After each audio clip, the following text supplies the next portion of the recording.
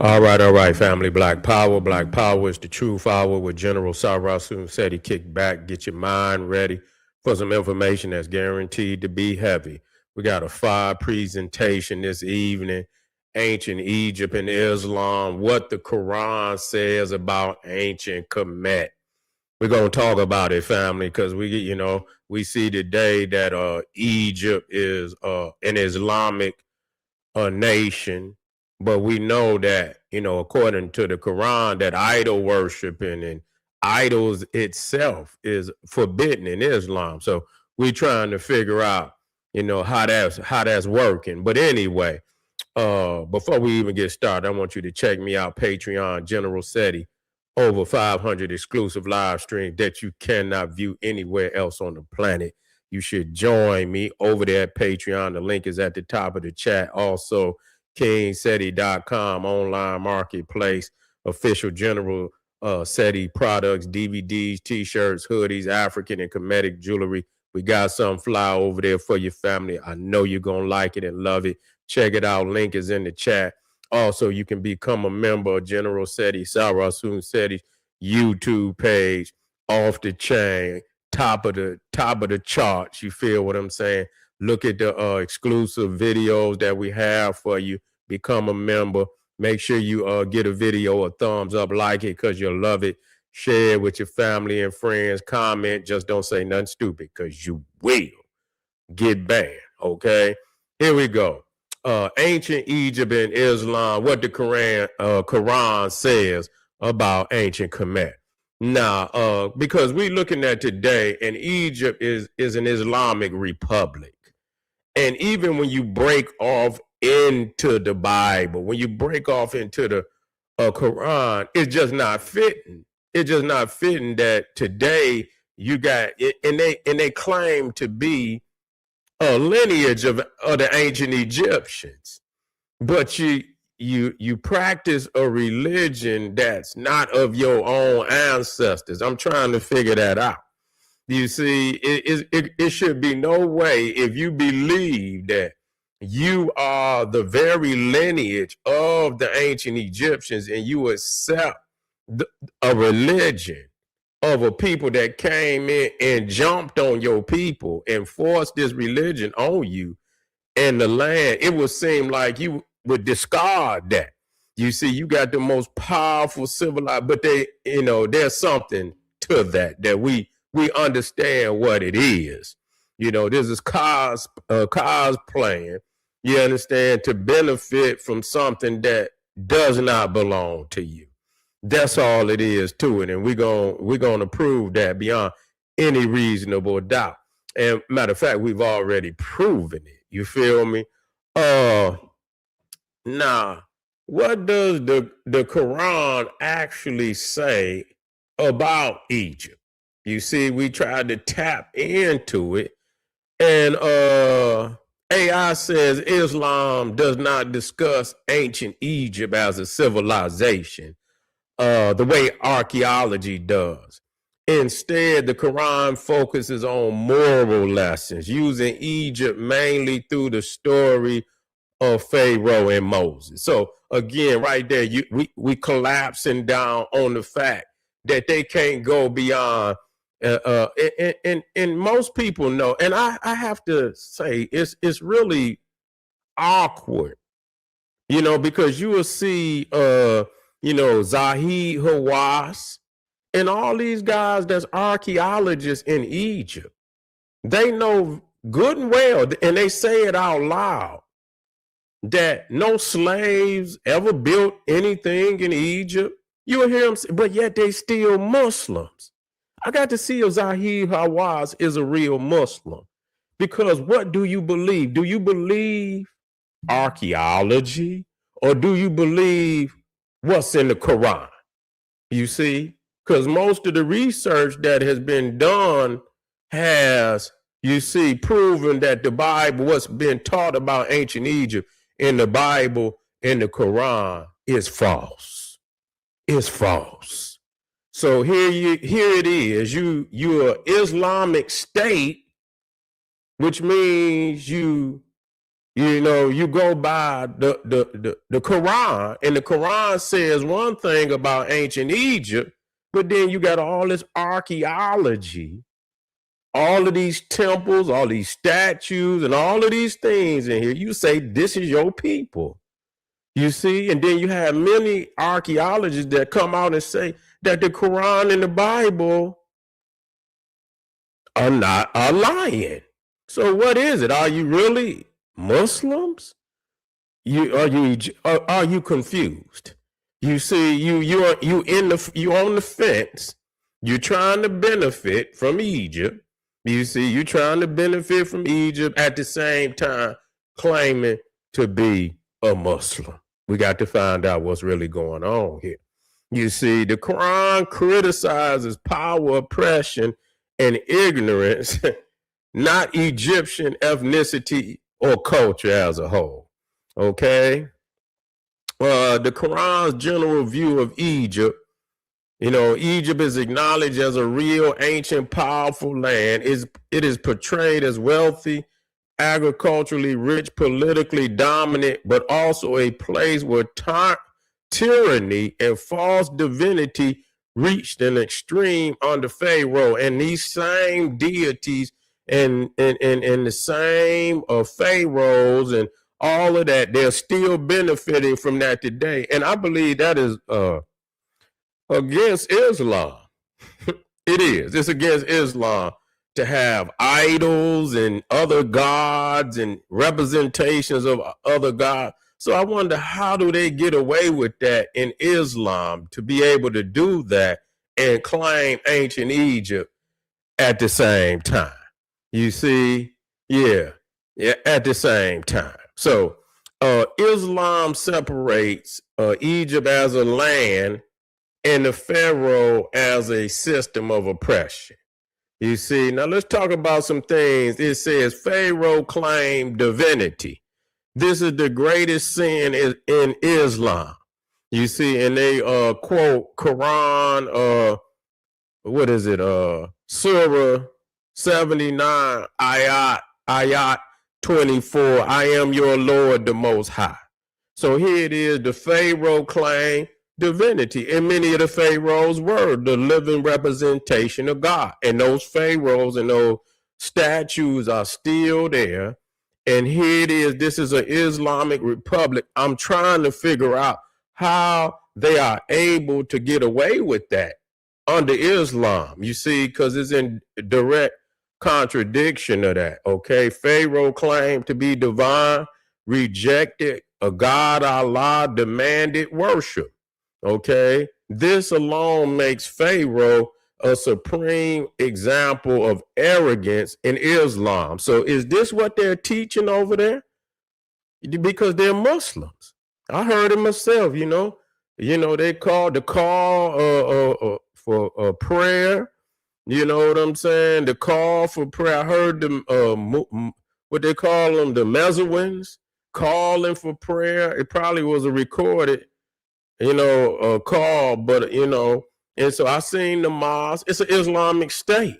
So this alone makes Pharaoh supreme. So, I mean, many of these pharaohs were the living representation of God, but yet and still, y'all done built the biggest museum in the world, and you didn't put all these statues in there and all of this. So what is that saying? I'm trying to figure that out, And in the Bible was really what cracks me up, because the Arabs and the Jews claim to be from the Abrahamic bloodline, the Shemitic or the Semitic bloodline, and so they supposed to be from Shem, but in the Bible, Ishmael is from the bloodline of Ham, which is the African bloodline, the Ethiopians, and so that's why they keep moving the chess pieces around on the board, so Egypt was from the land. They were Hamitic. They were not Shemitic. They were not from Abraham. Okay, they were not from Abraham. Yet the Arabs claim to be from Abraham. They and the Jew supposed to be from Abraham. They supposed to be Shemitic, or today they say Semitic or Shemitic. You see, so how is they pulling this off? Are you of the bloodline of Abraham? That's why you get some of them say they're not Arab. Well, you look like one. I tell you what, you put one of them wraps on your head and stand next to a camel, wouldn't nobody be able to tell the difference? I can tell you that. I can tell you that. You see? So extreme oppression and tyranny. Pharaoh is condemned for systematic injustice. Indeed, Pharaoh exalted himself in the land and divided his people into faction, oppressing them. Quran 28:4. And it's so crazy because when you go into the Bible, they never talk, they always say this Pharaoh. Who is the Pharaoh? You see, that's a title. You never say who this Pharaoh that oppressed. Who is he? Because what about the Pharaohs that allowed the Israelites to come into Egypt when there was famine out there, and the Pharaoh fed, the Israelites, and did these things for the children of Abraham? Nobody brings that up. Matter of fact, Jacob blessed Pharaoh. Nobody talks about that blessing. He blessed him more than once in the Bible. And so there were, Pharaoh, and there's many passages in the Bible where the Hamitic, the African bloodline, is blessed.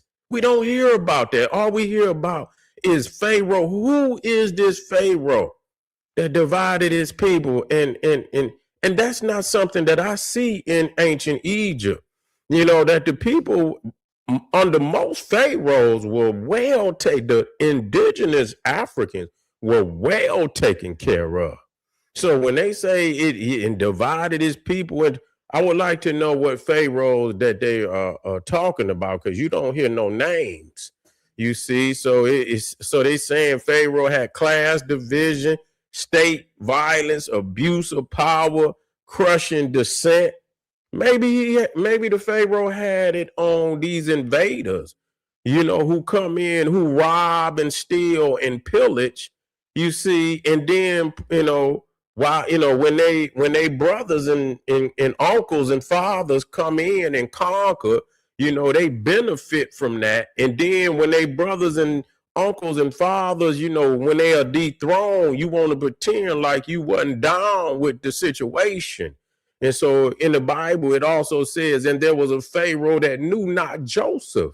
Yeah, when we let you come in, it was all good. We fed you, gave you land, allowed you to live in the, and then your fathers and uncles and cousins come to attack Egypt, you join them. You see, so you have to understand these peoples is telling the story the other side of the fence, and they're not telling the truth about what really happened. The Quran repeatedly condemns this, slaughtering their sons and sparing their women. Quran 28:4. This sounds much like Islam. So I mean, when you really look at this, slaughtering their sons, sparing their women, this is hypocritical, because this is much of what Islam did wherever it went. Okay, let's be real about that. Let's be real about that, and so let me come down. So this is portrayed as genocide level oppression and crime that provokes divine judgment. And Islam and the Muslims and the Arabs, when they came into Africa, they turned northern Africa into a sea of blood. They turned Africa and northern Africa into a sea of blood.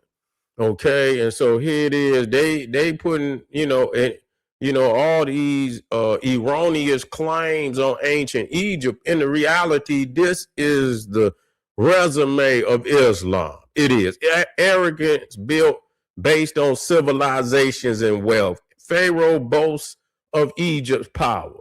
Is not the kingdom of Egypt mine, and these rivers flowing beneath me?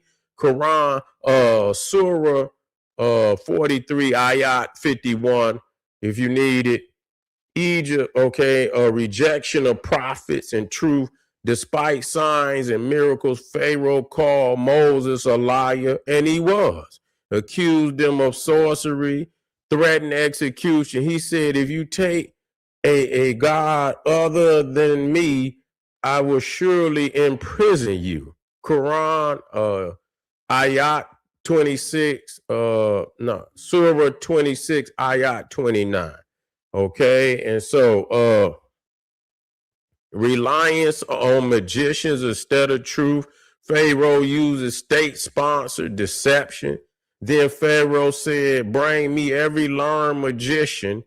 Surah 7, Ayat 109 through 112. Okay, Islam condemns magic used for power, manipulation of the masses, false spiritual authority. Wow, all of these things that they accuse Egypt of is actually crimes of Islam. Is this true? It is true. It's very true. If Pharaoh's end is held as a warning to future civilizations, okay, future civilizations. So here it is, the title, one of the most powerful positions of authority that black people, a black man has ever held. They have turned it into a position of wickedness.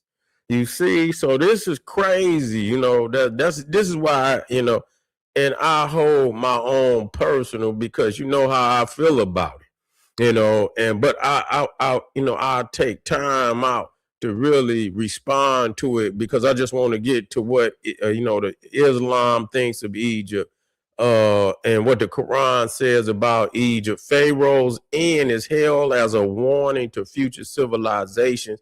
So we seized him and his soldiers and cast them into the sea. Okay. And we've proved that, they say that was Ramesses II, and that's what the movies say. That's what name is given in the Bible. Obviously, they don't, in the Quran, they don't even say a name. So, so if they seized him and his soldiers and cast them into the sea, what Pharaoh was this? You see? Because they found Ramesses' body and so they said that the sea swallowed him up. So I guess he swam back to the top and came on the land and found him a tomb and jumped in a sarcophagus. I don't know how he got back up here and to get back in that tomb, but they found Ramesses II body. He had been entombed. You understand? His sons and even his firstborn son was in, he had a tomb in the Valley of the Kings, where I believe it was close to 50 of his sons. Ramesses was laying like that. But he had something, I don't know how many of his sons was in one tomb, and the oldest son was in the tomb. You see, but they said that, he lived to be of a ripe age. And so they said his firstborn had been killed by God, and come to find out that just wasn't true. So you're going to have to find another Pharaoh for that story, because that story ain't holding up. It ain't holding, because the people ain't wrote nothing. And I'm quite sure something that miraculous had happened. Egypt writes about everything.